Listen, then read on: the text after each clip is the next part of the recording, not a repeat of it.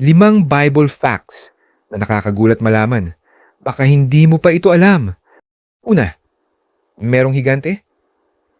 Si Haring Og ng Bashan ay hindi ordinaryong hari. Ang kanyang kama ay 13.5 talampakan ng haba.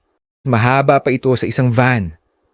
Pangalawa, nabanggit sa Biblia ang huwag matakot ng 365 beses.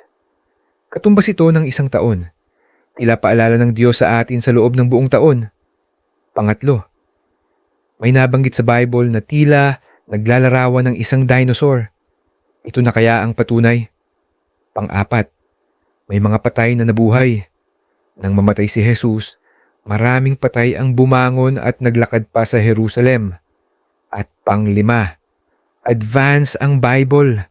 Bago pa matuklasan ng science ang kalawakan, nauna pa itong naisulat sa Biblia.